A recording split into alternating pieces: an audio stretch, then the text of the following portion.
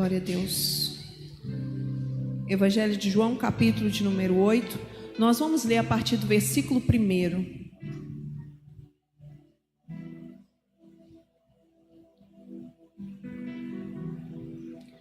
Glória a Deus. Diz a palavra do Senhor: Porém, Jesus foi para o Monte das Oliveiras, e pela manhã cedo tornou ao templo, e todo o povo vinha ter com ele. Então, assentando-se, os ensinava. E os escribas e fariseus trouxeram-lhe uma mulher apanhada em adultério, e pondo-a no meio, disseram-lhe: Mestre, essa mulher foi apanhada no próprio ato, adulterando, e na lei nos mandou Moisés que as tais sejam apedrejadas. Tu, pois, que dizes? Isto diziam eles, tentando, para que tivessem de que o acusar. Mas Jesus, inclinando-se, escrevia com o dedo na terra. E como perseveravam, perguntando-lhe, endireitou-se e disse-lhe: Aquele que dentre vós está sem pecado, seja o primeiro que atire a pedra contra ela. E tornando a inclinar-se, escrevia na terra. Porém, ouviram eles isso e, acusados pela consciência, saíram um a um, começando pelos mais velhos até os últimos. Ficou só Jesus e a mulher que estava no meio. E endireitando-se Jesus, e não vendo ninguém mais do que a mulher, disse-lhe: Mulher, onde estão todos os teus acusadores? Ninguém te condenou? E ela disse: Ninguém, Senhor. E disse-lhe Jesus: Nem eu também te condeno. Vai e não peques mais. Glória a Deus. Vamos ler o versículo do tema desta manhã, versículo 36. No mesmo capítulo 8, versículo 36. Se, pois, o Filho vos libertar, verdadeiramente sereis livres. Glória a Deus. Senhor Deus, nesta manhã queremos te engrandecer, Pai, porque sabemos que o Senhor está neste lugar. Queremos te pedir, Espírito Santo, continue atuando, ó Pai, aqui, ó Pai, nesta manhã. O Senhor tem liberdade em nosso meio para falar, para transformar, Pai. Prepara o nosso coração como uma terra boa e fértil, para que possamos ouvir, guardar e praticar a Tua palavra. Deus, que cada pessoa nesta manhã possa sair daqui alimentada pela Tua palavra, que cada pessoa nesta manhã possa ser, ó Deus, revestido, ó Pai, com a Tua palavra. Estamos aqui, ó Pai, tendo a certeza que o Senhor, ó Pai, que o Senhor falará ao nosso coração, pois estamos atentos ao ouvir a Tua voz, no nome de Jesus. Amém. Glória a Deus. Os irmãos têm liberdade de se assentar. Aleluia, glória a Deus. Santo é o nome do Senhor. Evangelho de João, no capítulo de número 8. Esse capítulo, ele contém 59 versículos. Ele é um capítulo onde discorre pelo menos de 3 assuntos ou 3 temas principais. O primeiro deles é a mulher que foi apanhada no adultério. O segundo assunto é Jesus, a luz do mundo. E o terceiro é escravos livres, ou algumas epígrafes está escrito Jesus maior do que Abraão.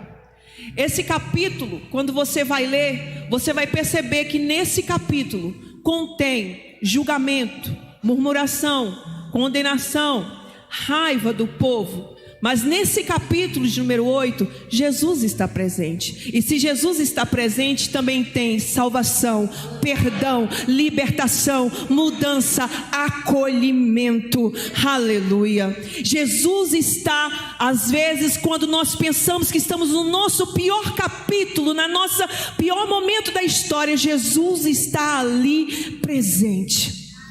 E Ele está aqui neste capítulo, e Ele é aquele que ele entra em algumas situações e na vida de algumas pessoas que ninguém quer entrar, porque isso às vezes é natural para nós, querer nos distanciar de problemas, situações difíceis, pessoas complicadas. Às vezes a gente usa até uma falsa maneira de se resguardar, dizendo: mas o que vão pensar de mim? Mas Jesus não é assim.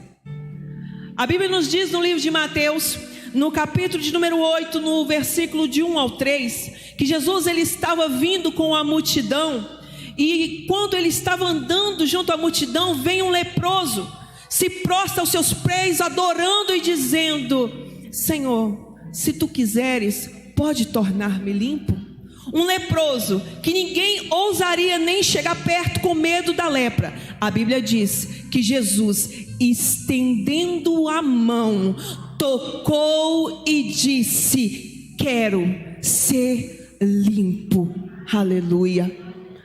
No livro de Lucas, no capítulo de número 19, a Bíblia nos fala de um homem rotulado pela sociedade, um homem conhecido como o pecador por aquele povo, que ele queria saber quem era Jesus. A Bíblia diz que ele queria ver quem era Jesus. Ele queria ver quando Jesus passasse, mas era um homem rotulado, era um homem criticado, mas ele queria ver Jesus passar.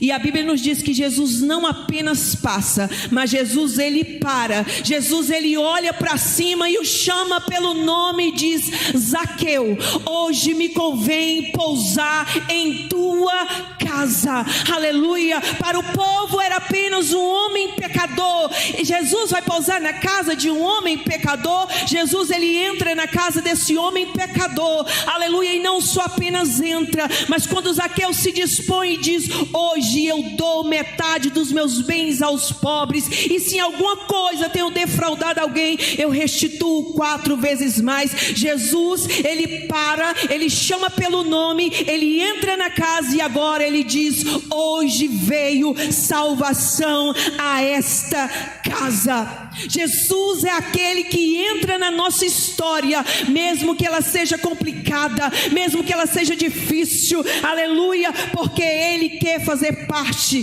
da nossa vida. E nesse capítulo de número 8, a Bíblia nos diz no primeiro versículo: porém Jesus foi para o Monte das Oliveiras. Porém Jesus foi para o Monte das Oliveiras. Esse início do versículo, ele está ligado ao capítulo anterior.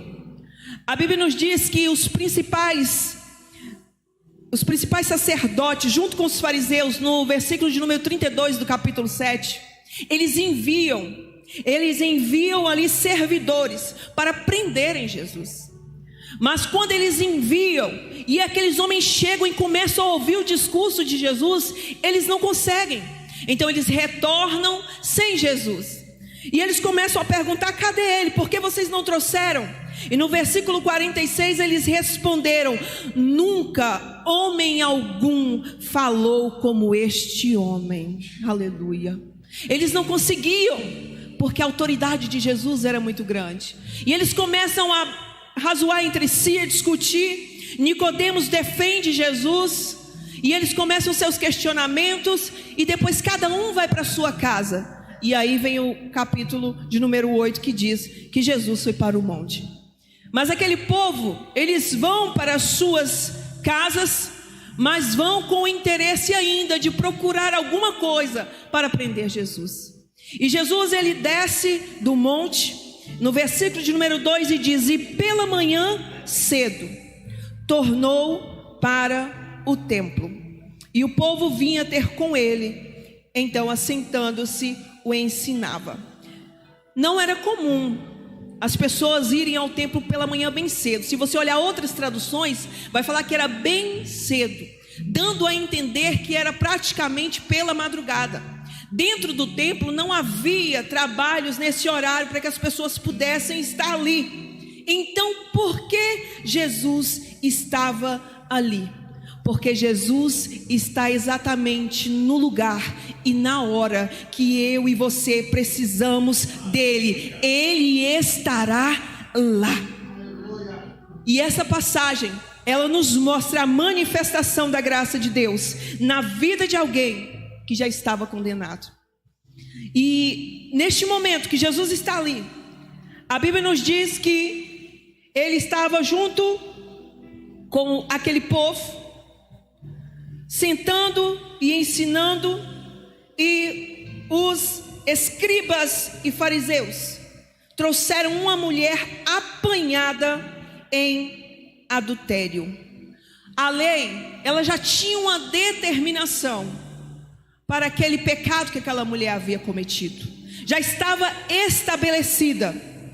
No livro de Deuteronômio, no capítulo de número 22, versículo 22 diz: quando um homem for achado deitado com a mulher que tenha marido, então ambos morrerão. Ambos morrerão, o homem que se deitou com a mulher e a mulher. Assim tirarás o mal de Israel. Em Levítico 20, versículo 10 diz: também o homem que, adulterando com a mulher do outro, havendo adulterado com a mulher do seu próximo, certamente morrerá o adúltero e a adúltera. Pronto. A lei já estava estabelecida. Já havia uma sentença para quem cometesse tal delito. Então vai ser uma pessoa que já está condenada que vai estar ali. Se a intenção daqueles homens, o objetivo, a ideia não passasse pela cabeça daqueles homens de testar Jesus, de colocar Jesus em uma cilada, se aquilo não acontecesse, aquela mulher seria apedrejada e morta sem salvação naquele dia. Mas como aqueles homens têm a ideia de levá-la até Jesus, ali mesmo a sentença estando estabelecida, mesmo que o fim já estava determinado, a graça vai ser manifestada e o decreto vai ser mudado, porque quando a graça de Deus ela se manifesta, aleluia, não há julgo, não há lei, não há sentença que ela não desfaça. E naquele momento aqueles homens vão levando aquela mulher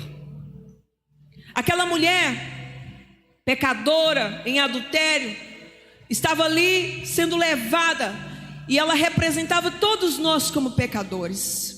Aqueles homens, fariseus, escribas, eram doutores, conhecedores, homens que estudavam as leis. Eles estavam ali representando a lei. E Jesus não estava representando a graça, porque Jesus ele é a própria graça.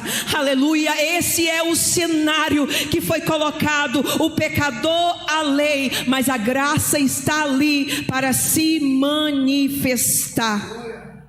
Aleluia. E eles pegam a mulher, e a Bíblia diz: os escribas e os fariseus trouxeram a mulher e pondo-a no meio, disseram-lhe: mestre, esta mulher, ela foi apanhada no próprio ato, adulterando. E eles queriam que Jesus desse ali uma palavra, mas eles conheciam a lei, eles já sabiam da sentença, eles já sabiam o que tinha que acontecer. Então eles foram movidos ali por uma religiosidade, movidos ali por um engano, para levar aquela mulher. Mas a questão não era só pegar Jesus e expor Jesus e ali acusá-lo, mas eles queriam também humilhar aquela mulher. A Bíblia diz que eles colocaram ela no meio. Eles queriam expor o pecado dela, eles queriam ali envergonhá-la, deixar ela sem reação diante de tudo aquilo. E é algo lindo na graça de Deus, porque algo que a graça não faz conosco é nos expor. A graça não expõe. Você não vai ver Jesus contando para os discípulos que Pedro andou sobre as águas, mas afundou. Você não vai ver Jesus depois de ter sido ressuscitado junto com os discípulos dizendo: olha, Pedro me negou 3 vezes. Não, a graça ela não expõe. O trabalho da graça é interno, o trabalho da graça é dentro de nós. Aleluia. A graça dentro de nós, ela nos constrange, a graça ela nos amassa, a graça ela nos molda, a graça ela nos vira do avesso, a graça ela nos moe por dentro e ninguém vê, porque é algo de Deus e você, Deus e você. A graça ela não expõe, a religiosidade sim. Por quê? Porque a religião quer expor, porque quando expõe o pecado do outro, ele esconde o seu. Na religião há um disfarce, na religião é preciso aparência. Por isso Jesus diz: vocês são sepulcros caiados. Por fora, uma boa aparência, falou para aqueles homens religiosos, mas por dentro está podre, porque ele conseguia ver dentro. Então eles levam, expõem o pecado daquela mulher, expõem a situação dela. E naquele momento eles começam a dizer: olha, na lei de Moisés, a lei manda que tais sejam apedrejadas.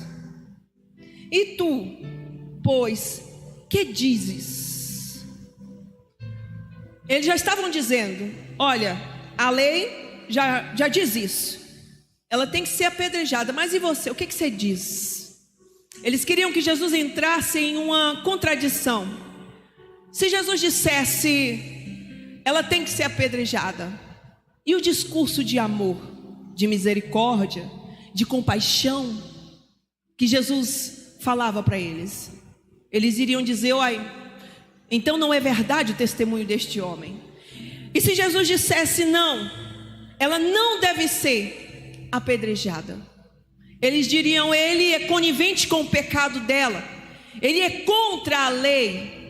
Então eles pensaram: pronto, está sem saída, não tem como ele se livrar dessa situação. E diziam eles, tentando para que tivessem do que o acusar. A intenção era acusar Jesus, mas Jesus, inclinando-se, escrevia com o dedo na terra. Jesus, ele abaixa, ele estava sentado quando eles chegaram ensinando. Imagine a cena, e começa a rabiscar no chão.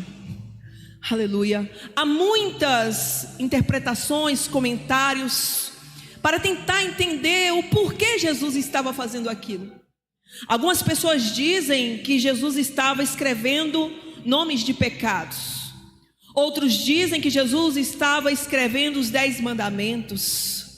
Mas uma coisa que eu acho que Jesus queria, é o que eu vejo, que eles notassem, que eles ainda não tinham notado. Jesus estava no templo, mas Jesus estava escrevendo na terra, na sujeira que estava ali. Jesus começa a escrever na sujeira. Observa o nosso carro, quando está bem sujinho, aí vai uma criancinha lá e escreve: me lave. Então naquela terrinha dá para escrever.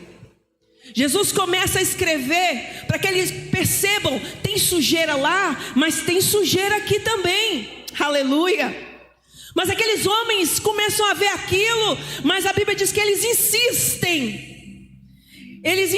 e perseveram, dizendo-lhe e perguntando.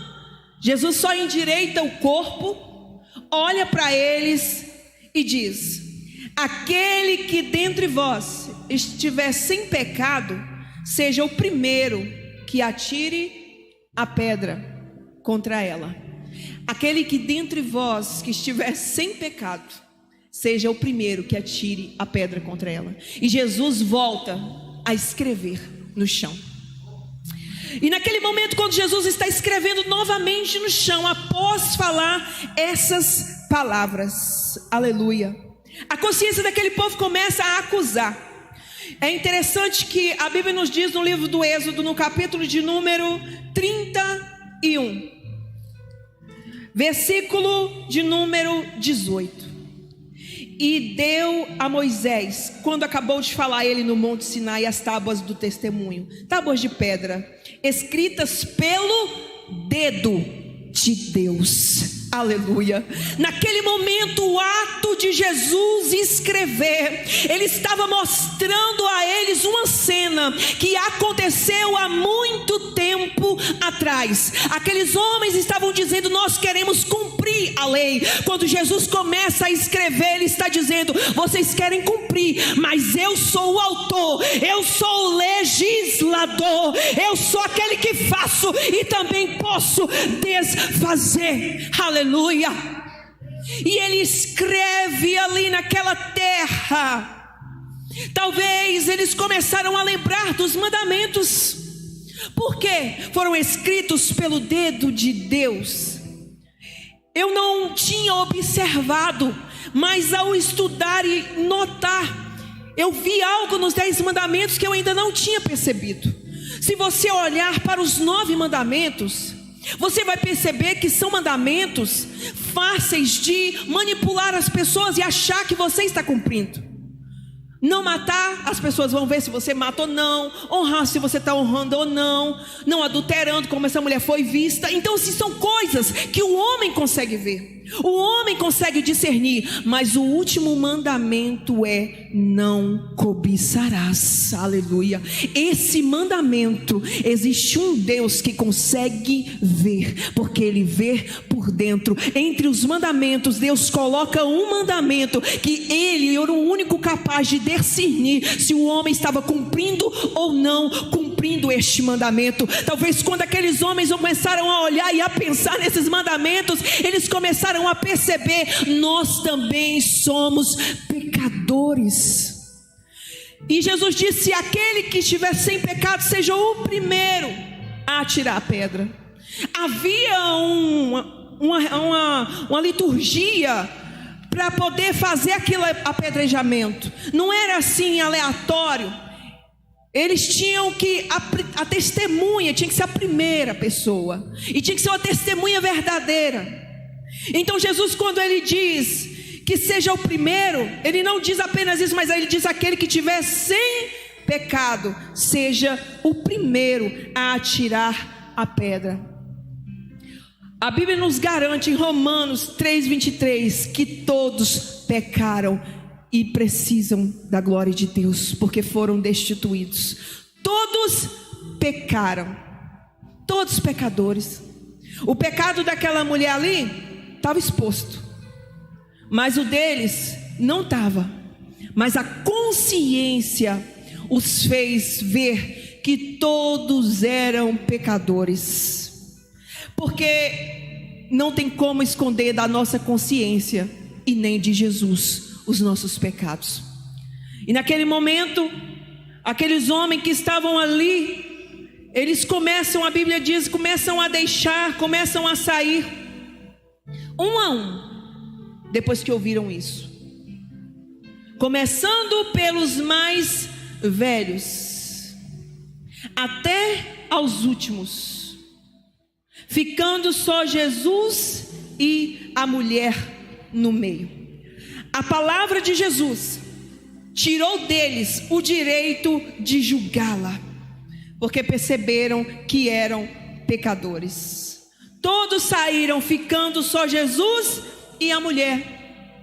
E Jesus olha para a mulher e pergunta: mulher, onde estão os teus acusadores? Ninguém te condenou? E ela disse: ninguém, Senhor. E ele disse: nem eu também te condeno. Porque apesar de ser o único que podia condená-la, a graça decidiu libertá-la. A graça decidiu perdoá-la. A graça decidiu dar a ela uma nova chance. Nem eu também te condeno. Vai e não peques mais.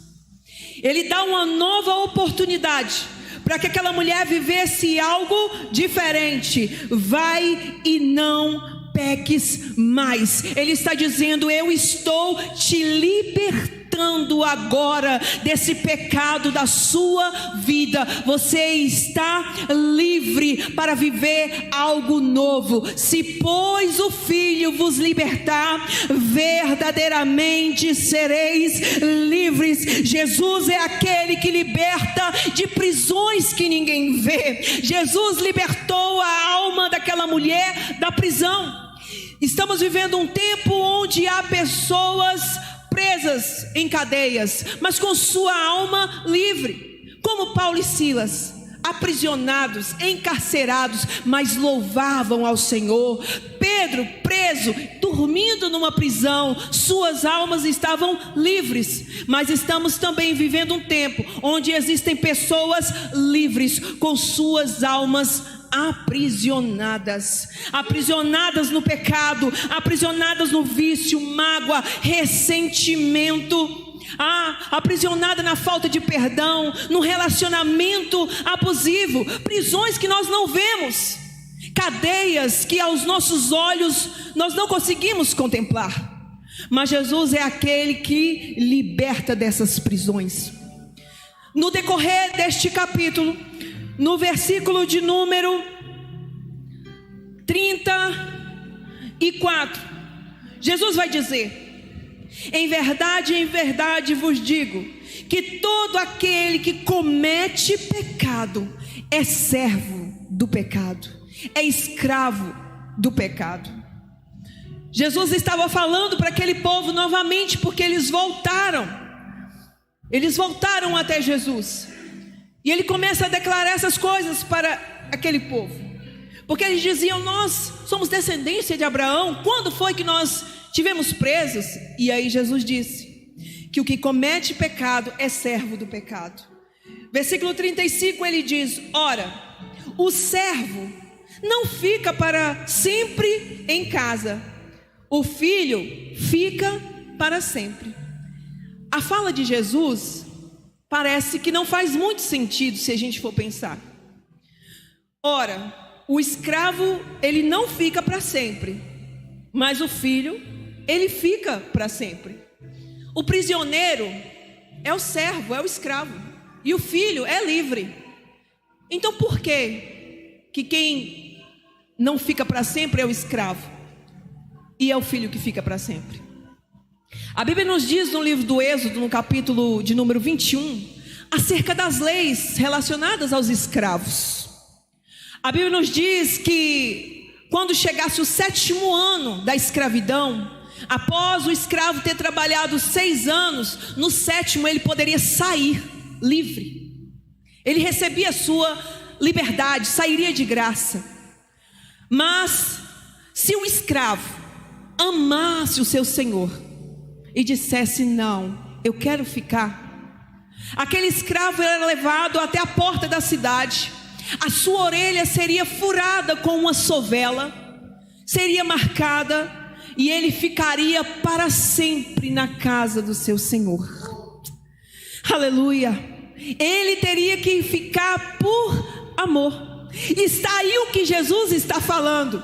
Jesus está falando naquele momento que o escravo ou o servo, mas agora ele está dizendo do pecado, ele não fica para sempre, porque o escravo do pecado, na primeira oportunidade que tem, ele vai embora. Na primeira oportunidade que tem, ele foge, ele sai da casa. Mas o filho não. O filho, apesar de ter a liberdade, ele prefere ficar na casa do seu pai. O filho, apesar de ser livre, poder ir, ele escolhe: não, eu quero ficar por amor, eu quero ficar para sempre com o meu pai. Na verdade, aleluia, o servo não fica para sempre na casa, mas o filho fica para sempre. Onde estão os filhos nesta manhã que decidiram ficar, aleluia, para sempre na casa do seu Deus?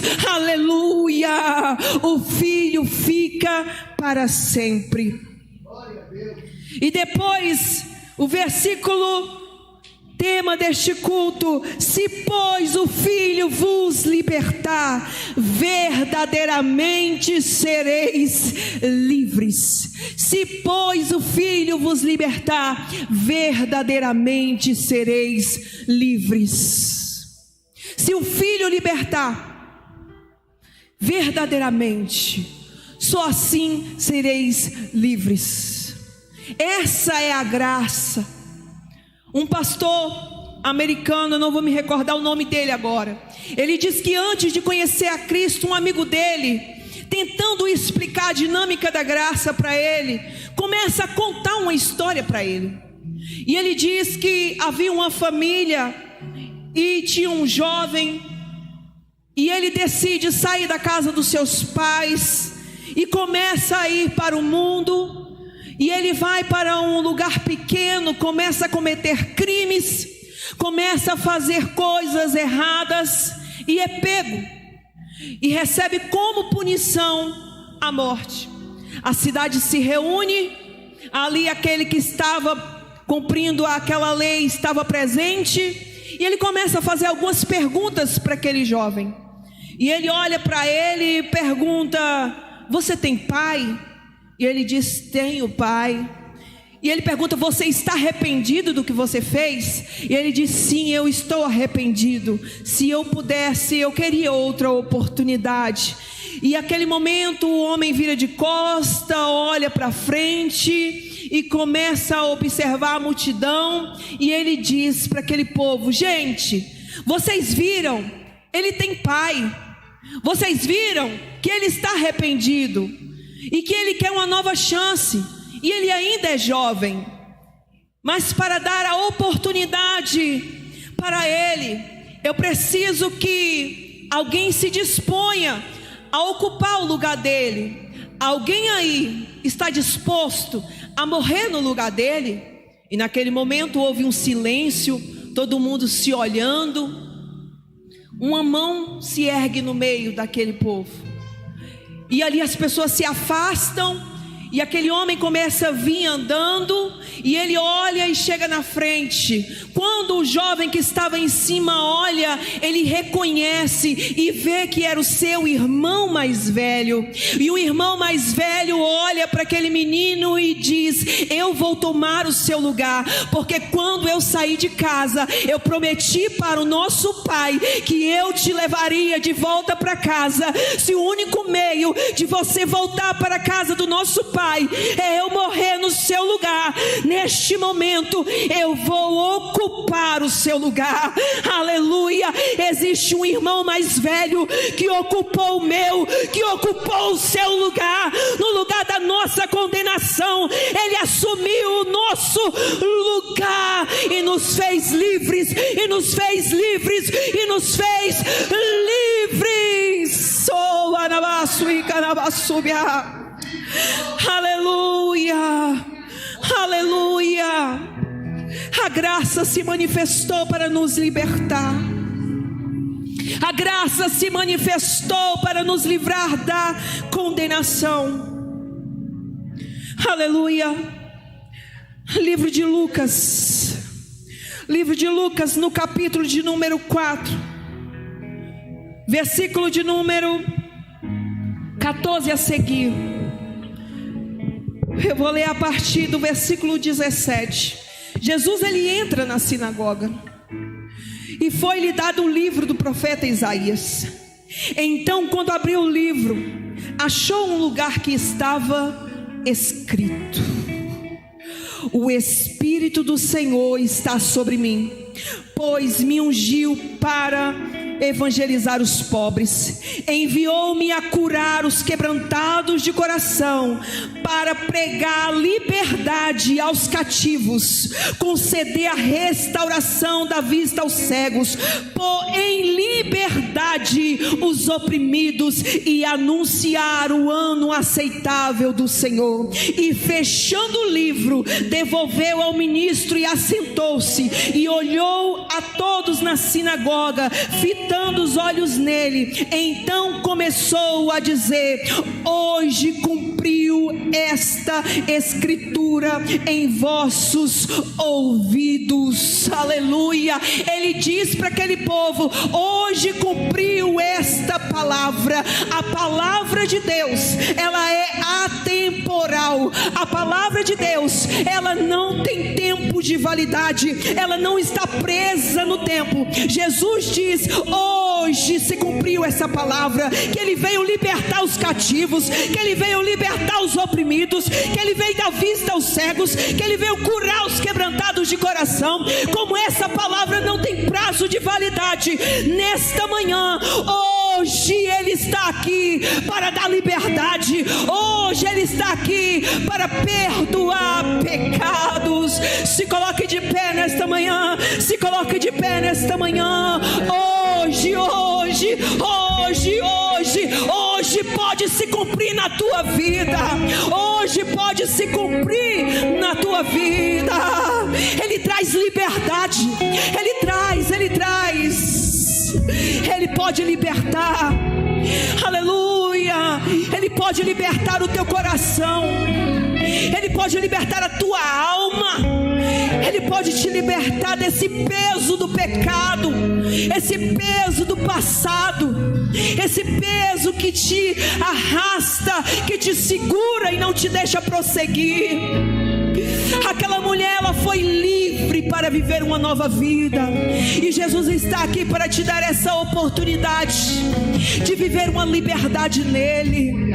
Uma liberdade nele. O perdão dele é completo. O perdão dele é completo. Ele tem liberdade para você nesta manhã. Ele quer te libertar dessas correntes que te prendem ainda no ressentimento, na mágoa. Aleluia. E põe em liberdade o seu coração.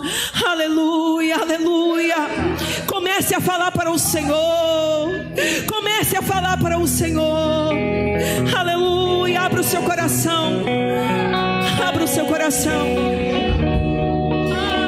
Liberdade aqui, Espírito de Deus, Espírito de Deus. Tens liberdade aqui, Espírito Santo, Espírito Santo. Eu sou tua casa, tua morada. Eu sou teu lar. Muda as coisas de lugar. Eu sou tua casa, tua morada. Eu sou teu lar. Muda as coisas. O seu perdão é completo. O seu perdão é completo. Ele sara minha alma. Ele sara minha alma. O seu perdão é completo. O seu perdão é completo. Ele sara minha alma. Ele sara minha alma. O seu perdão é completo. O seu perdão é completo. Ele sara